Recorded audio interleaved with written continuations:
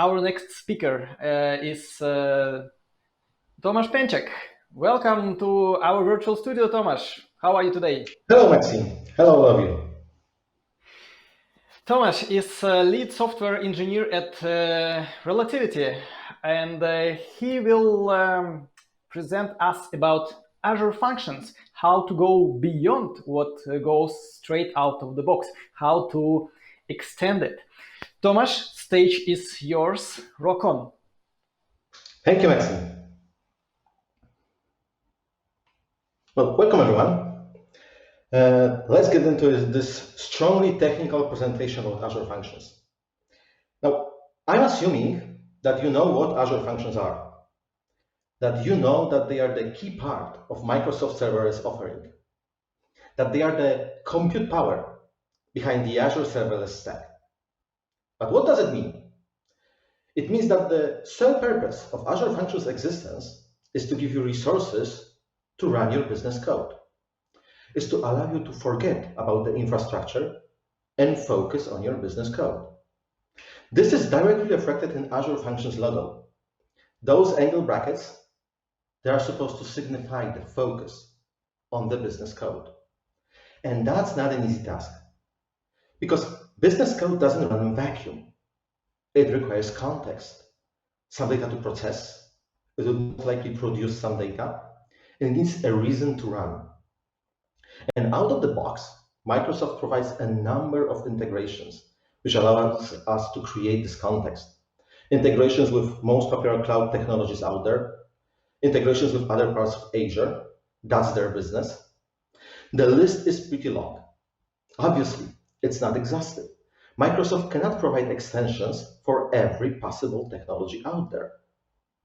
This is why, in addition to this out-of-box capabilities, there is also an extensibility framework in Azure Functions. And this extensibility framework allows you to create 3 different types of extensions which are directly mapping to those 3 main areas of the context for your business code. Input bindings, so a way to get data into your function. Output boundings, so the way to get data out of your function. And that integral part of Azure Functions, triggers.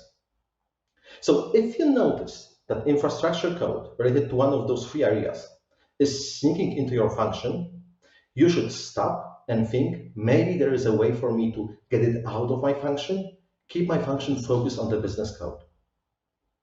And when I, for the first time, decided I would like to achieve that, I would like to keep my function clean, I started to look for information on how you can create those extensions, how you can achieve the same thing as the integrations provided by Microsoft achieving. And I went straight to the docs.microsoft.com, because Microsoft documentation has made a tremendous progress through the last couple of years. It contains a lot of guidelines, walkthroughs, wikis, and I haven't found anything about Azure Functions extensibility. But I didn't give up. I dig deeper, and I discovered that the knowledge is generally out there. If you look hard enough, you will find some wikis on GitHub, some discussions on Twitter, a lot of source code. In fact, majority of integrations provided by Microsoft are built on top of that extensibility framework, and they are open source. So if you look hard enough, you will gather the knowledge to create extensions by yourself. And when I went through that exercise, I decided I don't want anybody else to have to go through it. I want to gather all this knowledge, put it in one place. And I have written a number of articles on how to write those extensions. I have created some additional resources, and I wanted a startup place for all of this. Something that someone can take a look at and start learning how to create Azure Functions extension. And I came up with this diagram. Nice, colorful, well-organized, completely useless when somebody wants to learn himself how to create Azure Functions extensions. Well, pretty diagrams tend to be like this. The authors love them. People who are already familiar with the subject, they can use them, they understand them. But if you are new to something, they don't help at all, because they don't lack context. You look at it and you don't know where to start. So this is why I'm giving this talk. I want to give context to this diagram. I want to use it as a map, so later when you look at it, you know where to go. I'm simply taking you for a tour with this map in hand. And every decent tour starts with an orientation. That's the part when the guide, that's supposed to be me today, comes to you, gives you some kind of connectivity device. We don't need that, right? We are all connected. And shares with you some general information, some general context, something that will be useful for entire time of your trip. In context of Azure Functions extensions, this part would be about the boilerplate code. All the components that every Azure Functions extension need to have, and some components that every Azure Functions extension can have. This is when I'm answering that initial question you can have in mind, how to start creating an Azure Functions extension. And I guess at least some of you will not be surprised that you start with a class. Of course, not any class. There are some special requirements. And the moment you start to satisfy those special requirements, you can notice something that is normally hidden. The fact that Azure Functions is running on top of web jobs, that's not a secret. It's right there in the documentation. But when you are working with Azure Functions, creating Azure Functions, it's very well hidden. You don't see that. The abstraction is high enough to hide all those implementation details. Not when you are creating extensions. When you are creating extensions, you are immediately exposed to this knowledge because you are below those abstractions layers. You are close to the hosting layer. You need to work directly with the hosting layer. You need to point the hosting layer to this class. Now, depending what your background is, you may have different expectations on how you can bundle your code with the hosting layer. For example, quite a popular part of .NET those days is ASP.NET Core. So if that's your background, then you will be expecting that you can either easily register this somewhere or it will get auto-discovered. Because this is how ASP.NET Core generally works like. But Azure Functions are different. They are extremely explicit when it comes to binding stuff. And at the same time, they are very modular. So the way to register something with the hosting is through assembly level attribute. This tells us a number of things on how you can organize, deliver your extensions. First hint, they have to be assemblies. That means the best delivery mechanism is NuGet. Put it out there, everyone can use it. If you are creating a function based on .NET, you can reference that directly from your project file. If you are building function in different language, you can edit the JSON file on the host, tell which packages need to be included so you have access to those extensions. Modularity. Also, this tells us something on how you should organize your extensions. If there is supposed to be a single assembly level attribute in your assembly, that means a single startup class. That means that this startup class, to have a proper level of cohesion, should be focused around a single concept. So a set of extensions for either single technology or some single area. If you don't follow that rule, your extensions will be hard to understand, hard to use, hard to maintain. Now, what happens with that class once Azure Functions Hosting gets to it? Well, it will look for configure method, and it will provide that method a builder. That builder is our primary point of interaction with Azure Functions Hosting. What we can do here is actually start registering our extension by providing an extension configuration provider. That's the class which represents the extension. But we can also do additional things here. First of all, we can provide additional configuration from different sources. But what is more useful, we can register something with dependency injection. There is a dependency injection available for you when you are creating extensions. And whatever kind of service you will register here, Azure Functions Hosting will have ability to inject that into every class it creates. And one of those classes is that extension configuration provider. Again, it's a class which has some special requirements, a special interface, some kind of decorative attribute. This kind of decorative attributes, they are appearing in multiple places across all the classes you can encounter when you are creating extensions. Those values there, they are being used for different purposes, usually for something important or for logging. So put something useful here. But what is truly important that this is a class. Azure Functions Hosting will create this instance. It can have a constructor if you define dependencies that will be injected. Only then, the Azure Functions Hosting will call the initialize method, and this is where you start to define the shape of your extension. How? By creating a binding rule. Binding rule is an abstraction, a container. It contains relations. Relations between a type of an attribute, that's the marker, that's what you put on your functions, their parameters, to tell hosting that your extension should be used here. And on the other end of those relations, there are different components representing different types of extensions. There's one more thing you can do here. You can register converters, standard .NET converters, which enable some tricky extensibility techniques. I will get to that at the end, but before I get to that, I want to go through those three main types of extensions, show how to create those relations, how to actually create something that will get you data, push data, trigger your function. And I'm going to start with the simplest type of extension, triggers. Triggers are the inputs, my apologies. Inputs are the simplest from implementation perspective. They are focused around a single concept, a concept of value binder. There are multiple possible representations of value binder, even more possible ways of creating those relations. I'm going to focus only on two, which in my opinion are the most useful ones, will allow you to cover majority of cases. Let's take a look at an example. This is a simple function. It runs on timer. It makes an HTTP request, basically a health check, a simplified one, but contains something which for a very long time has been a huge problem in .NET, HTTP client. HTTP client is a very commonly used class.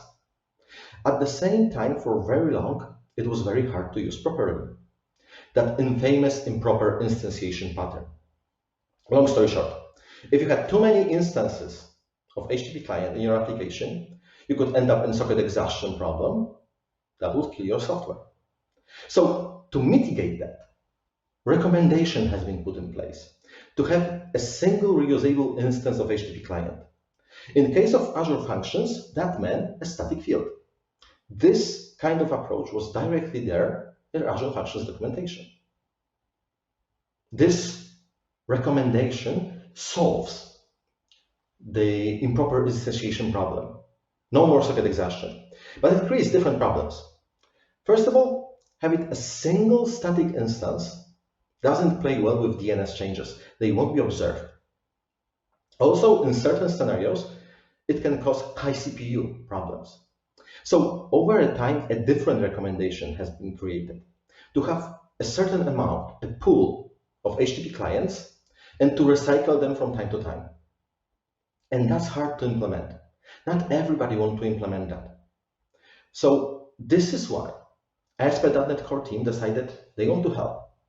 They have created an HTTP client factory, a strongly opinionated way of managing HTTP clients, and they made it available generally, not only in ASP.NET Core. So in different types of .NET applications, you could use HTTP client factory to solve the problem of managing HTTP clients. Naturally, there were people who wanted to use it in Azure Functions, and that was a challenge. How that can be achieved?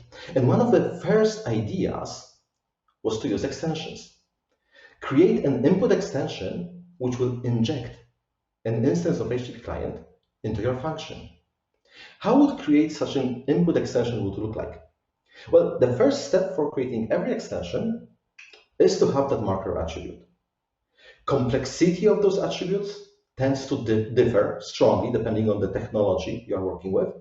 In this case, we just want an instance of HTTP client from HTTP client factory, so this attribute can be empty because we don't require any configuration. Once we have it, we can start defining our binding rule.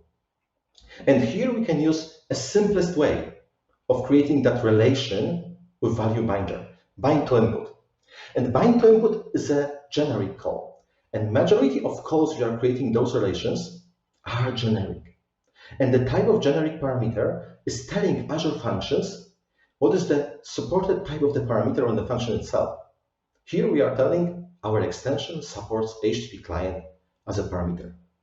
Here we are also using the simplest representation of value binder, just a method which is supposed to return a value.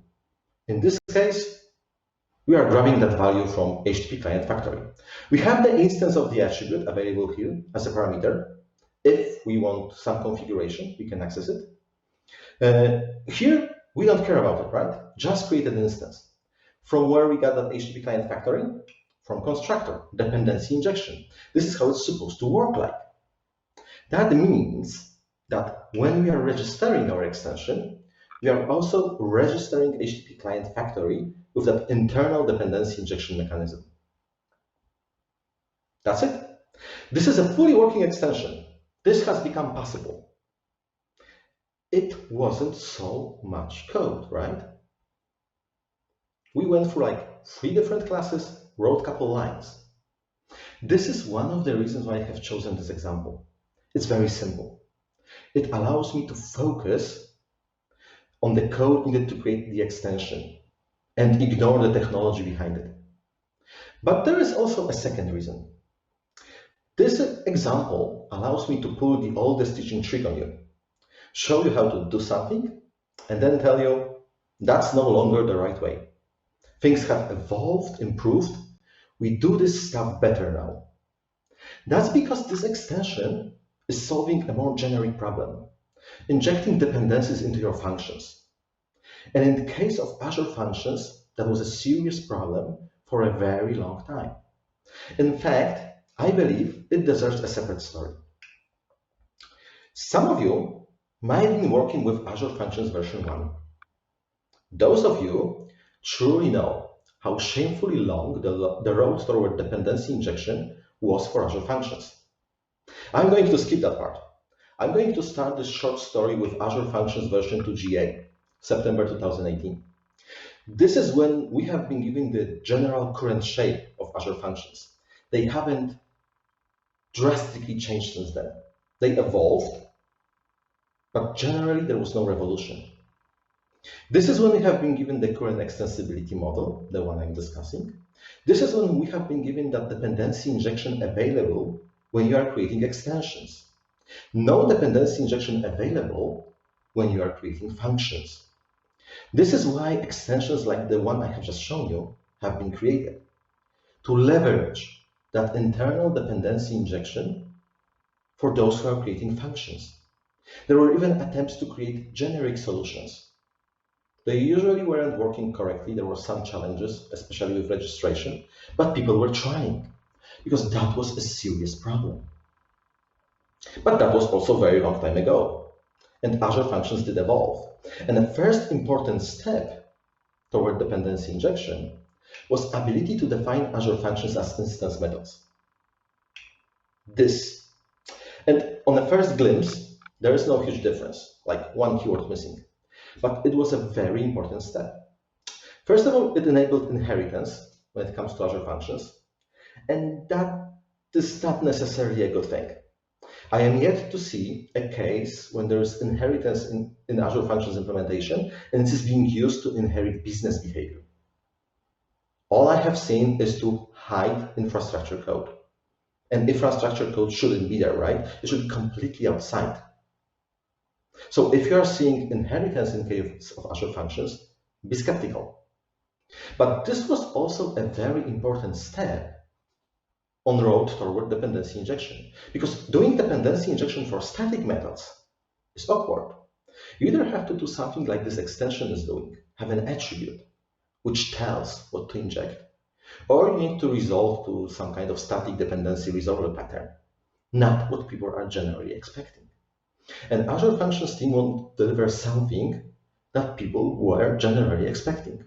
So on top of this milestone, after another couple months, they have delivered dependency injection for Azure Functions, a standard constructor-based dependency injection. This is now possible. This is how you should approach this problem with Azure Functions. This is how you can manage your dependencies. mark them in the constructor, they will get injected, use it in your function. How do you register dependencies? It's kind of similar to that boilerplate code of creating extensions. You have a special class with some special requirements. There is an assembly level attribute pointing to it. This time this goes into the functions project. That's the natural place to register your dependencies. There is a configure method. You will be given a builder, and you have that Microsoft.extensions.dependency injection API. So that standard API for doing dependency injection. And that's kind of a trap. Because if you're coming from different background, for example, once again, ASP.NET Core, you can be cheated by the behavior. The implementation of dependency injection in Azure Functions is a little bit of a hack. In that previous example, I was injecting HTTP client factory to the constructor, not the HTTP client itself. In ASP.NET Core, this is something what people often do, inject HTTP client or inject a type client. If I would do that in Azure Functions, I would get an object dispose exception. Because the lifetime of that dependency is not necessarily what you might expect. If you call this function subsequent times, it would prove that the HTTP client is disposed. This is why we are injecting the factory and getting the instance in the function. So if you encounter weird issues while working with dependency injection, think a moment what the actual lifetime might be. But in general, dependency injection in Azure Functions is a solved problem. You should no longer create extensions like the one I have just shown you. What you should use input extensions right now is what they were truly meant for. Get the data into your function. And this is why for the next example, and majority of remaining examples in this talk, I will be using RefingDB. I know, kind of exotic choice. RefingDB is not that popular those days.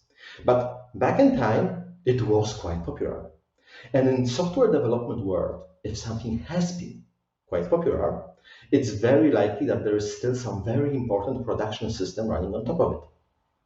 And I had an opportunity to be part of a project which was moving such a system, which had RefingDB at its core, into the cloud.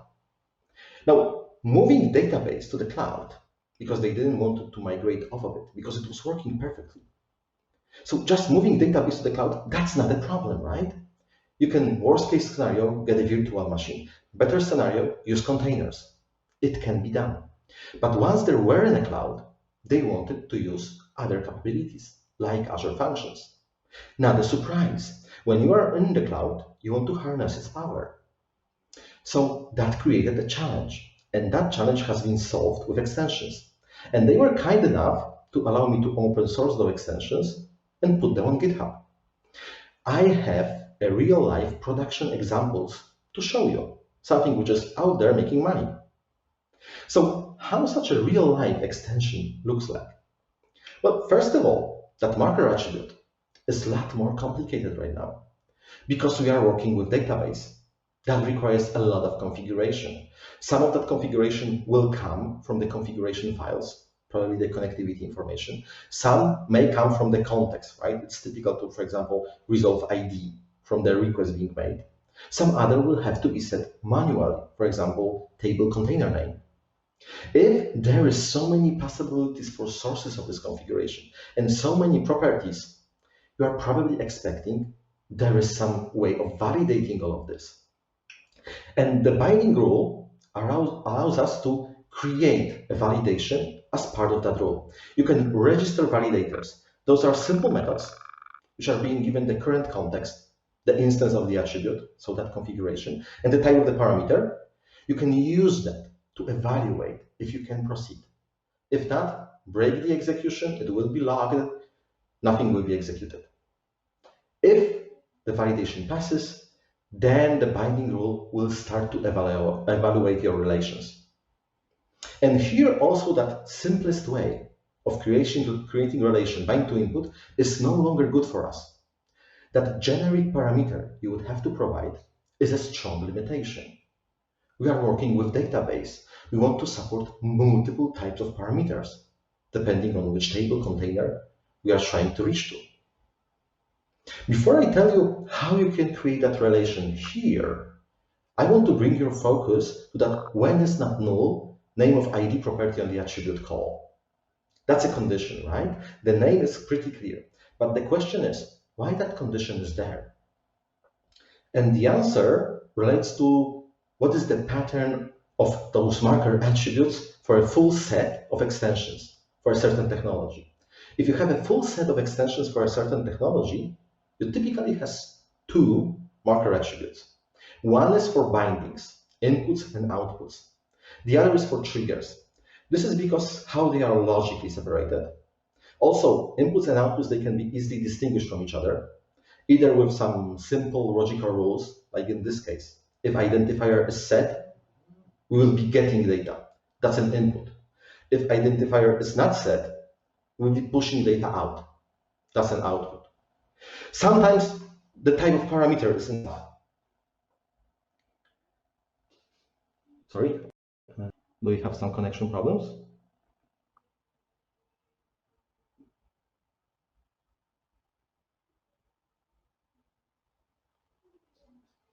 Can you hear me, guys?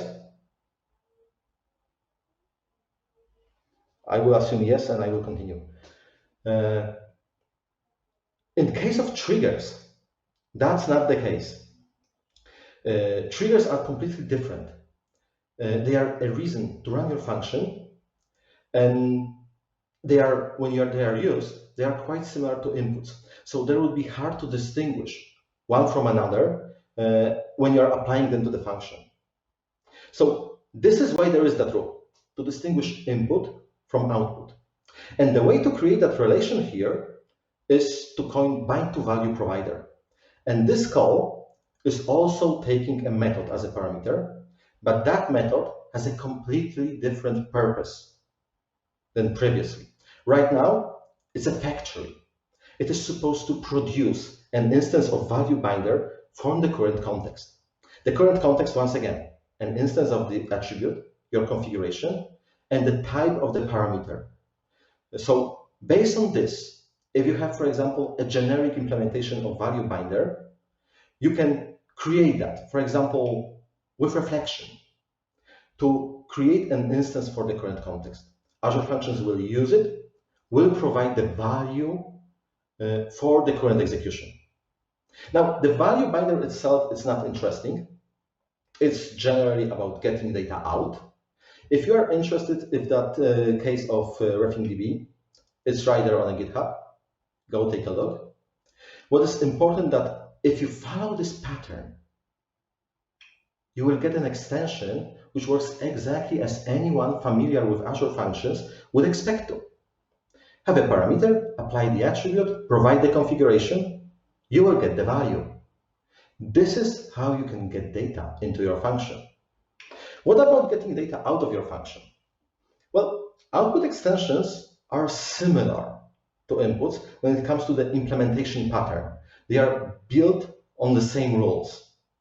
They are focused on a single concept, the concept of collector, and to create relation with that collector, you can call bind to collector.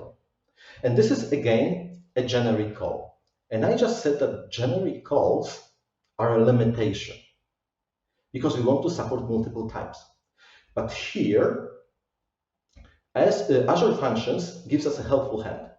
There is in Azure Functions something called an open type. And if you use open type in this scenario, it will mean for Azure Functions everything. You can subclass open type. If you do that, you will be given an opportunity to override some methods, provide some rules which you are actually supporting or which you are actually not supporting. But if you just use open type, you're supporting everything. And how that works? The parameter here is a type of converter. If you provide a generic type of converter, Azure Functions will do that reflection work for you. It will create an instance that converter for the type of the parameter, so that's half of the current context, and it will call the convert method with the instance of the attribute, so you can create collector for the current context. This is the same factory we had in case of input extensions, simply represented in a different way. Once again, if you have a generic implementation of collector, you will handle multiple types. And collector API is also interesting because at first glimpse, it's very simple, right? Only two methods. The trick is, in actual implementation, none of those methods does what its name implies. Because there's something missing if you look at this API. There's no way to update data, right? Only to add new data. This is why, in case of majority of extensions, especially dealing with databases, that add becomes an absurd. There is some logic there, either, for example, identifier is set or something different, that enables code to decide if it needs to insert or update. In fact, that add method is any place to have any logic. So if you are doing something additional, in the case of extensions which are working with database, it's quite common to, for example, try to create a container or a table. You have to put that knowledge here. In fact, in majority of extensions, what goes here is also the persistence. In majority of extensions, flash is a no operation. This is because the contract between the function and the collector is not enforced, not always. So if you follow this pattern, you will create an output extension which will work, again, exactly as everyone who are working with Azure Functions would expect it to. Have a function, have a collector of a certain type, have it as a parameter, apply the attribute, provide the configuration, it will work. You can call add. What also Azure Functions enable you to do out of the box is support for output parameters. If you have an output parameter on your function, Azure Functions will wait for your function to execute. It will wait for the value, and it will use that value to create a collector and call add, all out of the box without any additional implementation needed for you. This gives you full capabilities to either push simple single values out of your functions or to push multiple values by directly working with the collector. Now you have a way to get data into your functions and to get data out of your functions. How about triggering your functions, giving them a reason to run? Well, triggers are completely different beasts than inputs and outputs. There is a good reason for that. What inputs and outputs are doing can technically be done inside of the function. There is nothing preventing you from opening a connection to your database into the function and making some queries. It's against all the best practices, all the rules that are there for Azure Functions, but it's doable. Triggers are not like that. Triggers are outside. Triggers are the reason to run for your function. Triggers are tightly coupled with Azure Functions hosting. This is why they have their own hierarchy of classes and are a little bit more complicated. Everything still starts with that binding rule, with that marker attribute. And the way to create the relation is to call bind to trigger. This is, again, a generic call, and you cannot provide open type here. And that's a good thing. I will tell you why in a short moment. What you can provide here and what you should provide here is a single type which provides the most information about the event which has just occurred. Once you have that type, you can provide an instance of trigger binding provider which will take care of setting up of your trigger. And trigger binding provider has a single responsibility. Try to create a trigger binding. Why try to create? Well, this is because triggers try to be extremely flexible and enable a number of different scenarios. This method will be called for multiple parameters on your function. That means you can create an extension which is doing some very complicated stuff, providing values for multiple parameters. But majority of the time, that's not what you care for. Majority of the time, you care only about the single parameter, the parameter to which your attribute is attached. If that's not your parameter, you want to return null, wrapped in task, that's an asynchronous method, only for the right parameter, you want to return an instance of trigger binding. And trigger binding has several responsibilities. First of all, it confirms that supported type, which you can put as a parameter of your function. It also provides a descriptive information that will be used either for logging purposes or in the portal. It also has a property and a method, which you can generally forget about. Just copy paste them. They always have default values. I'm yet to see an extension which actually is using these values for anything. What you should focus about is creating a listener. The listener is a beating heart of your trigger. It's what is getting the job done. It's what is executing the functions. So it needs all the tools to do that. It needs everything you can provide from dependency injection to do that work. It needs the configuration, and it needs a way to trigger functions. And this comes through that context, through the executor property. This is the API for executing functions. So let's take a look how listener looks. And you may have seen this API. This is quite a common pattern. If you are doing ASP.NET Core, background services, right? They have the same pattern. But you can encounter it also in different places. Because that's the simplest API to have a service which is respecting its host lifetime. Of course, the condition is to implement listen as correctly. So let's take a look at it. And here I will throw some RefingDB code on you because it's actually worth it to take a look. What is the flow of this entire method? That will allow me to bring your focus to the most important part. Because whatever you are doing in this method, either opening your connection, you should keep an eye on that cancellation token. Here, not possible. But if it is possible, you should. If you are establishing your stream of events, in this case, a change feed to RefingDB, pass that cancellation token. Finally, if you are listening for events, also monitor that cancellation token. Because that's the information from the Azure Functions hosting that the host is shutting down. If it gets triggered, you need to break your execution, clean up. You cannot prolong. But if that's not happening, then you can receive the next event. And if you receive the next event, you can use that executor API, try execute a function, provide an instance of trigger function data, set the trigger value, that type which describes your event, and you will trigger a function. Well, there is still that limitation of supporting only a single type. That brings me to this additional capability coming from converters, that tricky technique which is about extending extensions. Let me discuss it in context of different example. This is a function, a very simple function, basically just the header of that function, which is using a Cosmos DB trigger. Cosmos DB trigger is a very popular trigger. Azure Functions and Cosmos DB, they work very well together. Now, a certain inconvenience of Cosmos DB trigger is that it only works with read-only list of documents.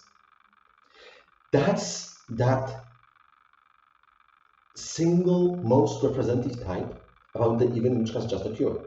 In case of Cosmos DB, that's the document. But majority of the time, we as developers, we don't care about it. We care about the data. This is why majority of functions which are using Cosmos DB trigger, they have some kind of conversion extraction code in first couple of lines to get that data out of document. This is infrastructure code. And we should try to take that code out of the function. And that technique allows us to do it. Because we can register converters, either specific converters between one type and another, or if we use open type, we can add an open converter, which will have a generic implementation. How does it help us? Well, Azure Functions works like this. If it encounters a parameter pointing to an extension, it checks the types. If the type of the parameter matches the type defined by the extension. If they are matched, perfect, execute. If not, and there was no open type here, then Azure Functions will go to the converters manager.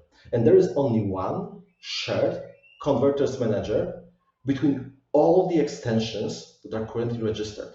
That means if we add a converter, it will be used also in context of different extensions. So here we are adding a converter between read-only list of document and read-only list of open tab. If we have a generic implementation of that converter, and we usually do, right? We had that code in the function, it's some kind of a conversion, serialization, deserialization. This converter will make this possible. This is a way for your triggers to support multiple types. This is a way to extract any command, conversion, transformation, etc. logic from your function. Because that's also an infrastructure code. An infrastructure code shouldn't be there in your function. It should be outside. The goal of this talk is to help you to do it. Also, the set of articles I have written, which are hiding under that first link, is there to help you do it. That RefingDB extension on GitHub is there to help you do it. So go do it. Keep your functions clean. Keep your functions focused about the business code. Thank you.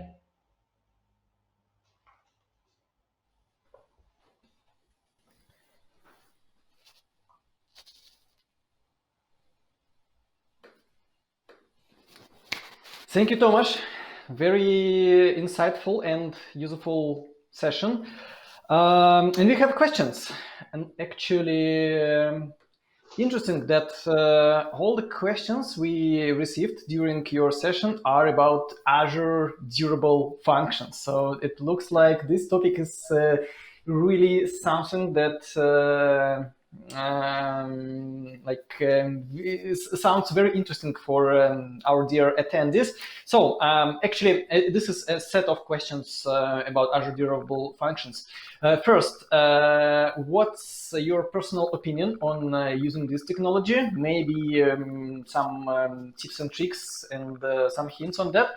And second, if you know something about its roadmap. I completely understand that only Azure engineers can give qualified information about this roadmap, and I cannot give this information myself because I don't know. But maybe you heard something that you can share with our dear attendees. Unfortunately, I cannot share anything about the roadmap. I can share my thoughts about the usage of durable functions. So, first of all, yes, use them. The primary why is they will allow you to save money. That's the tricky part, because if you have a workflow that you are thinking of using durable functions for, then the possible alternative implementation in the function itself is usually to use async operations and wait on them. And you will pay for that if you are in a consumption plan. In consumption plan, if you are awaiting in your function, that's billable execution time. If you are awaiting for host to pick up your durable function for that function to do something, you are not paying for that time. So simply, this is like money reason to use durable functions. On top of that, properly used durable functions enable patterns which will be very hard to achieve through the code. I'm thinking about things like fan out, fan in. So when you have like very scalable processing, you have like single entry point, you want to flush it out, execute a number of times something, durable functions are for that. So don't use them blindly for every workload you might have, but use them for a number of patterns. And actually, documentation is nicely highlighting the key patterns that are very hard to achieve with functions itself, very easy to achieve with durable functions. Sounds very reasonable. Thanks for your advice, Tomasz, and thank you very much again for your session. Lots of tips and tricks. I think now our attendees are fully equipped with the knowledge on extending Azure Functions functionality. Thanks, Tomasz. Talk to you later. Thank you.